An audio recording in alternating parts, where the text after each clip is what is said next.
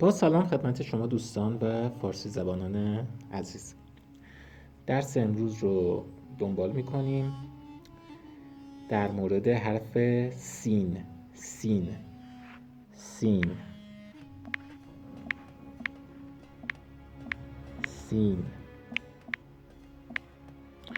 خب حرف سین در کلمات فارسی سه خونده میشه. سه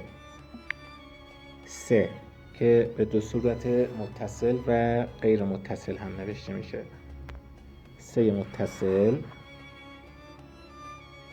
به این صورت و سه غیر متصل هم به این صورت نوشته میشه. سه متصل، سه غیر متصل، سه متصل، سه غیر متصل. بسیار خوب. سین در الفبای فارسی گفتیم که سه خونده میشه. سه مثل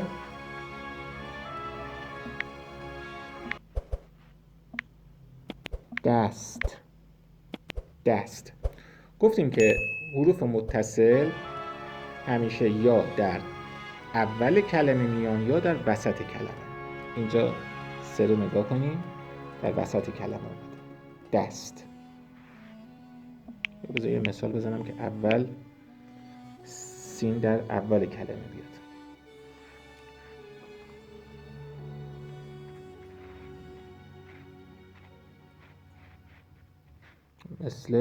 مثلا سارا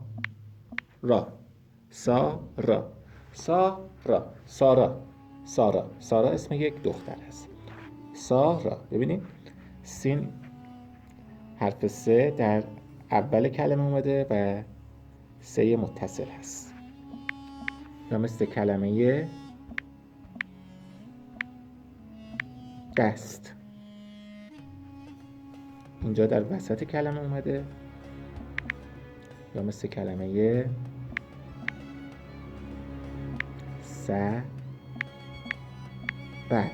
سبد. یا مثل کلمه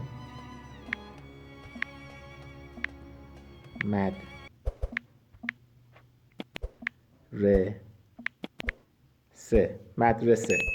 سارا، دست، سبد، مدرسه.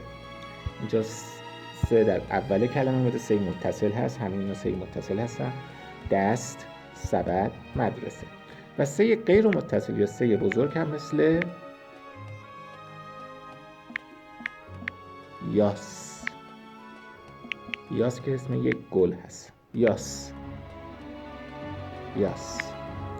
و یا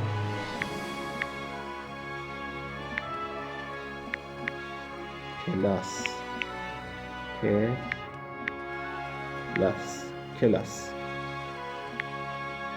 درس. پس یاس، کلاس. سارا، دست، سبد، مدرسه. یاس، کلاس. بخوام یه جمله مثال بزنیم، آزاده هم اسم یک دختر هست. آزاده در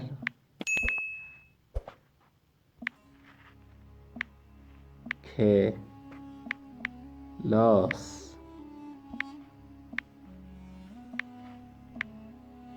است. آزاده در کلاس است. آزاده در کلاس است. بسیار خوب. درس رو یک دوره کنیم و درس امروز رو به پایان برسونیم.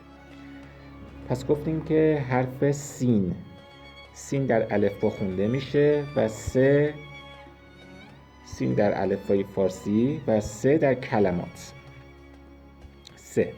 سین پس در کلمات فارسی سه خونده میشه.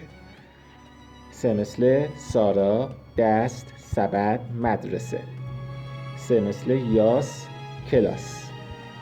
جمله هم آزاده در کلاس است. خب دوستان درس امروز هم تموم میشه. همه شما رو تا درس بعدی به خدای بزرگ میسپارم. خدا نگهدارتون.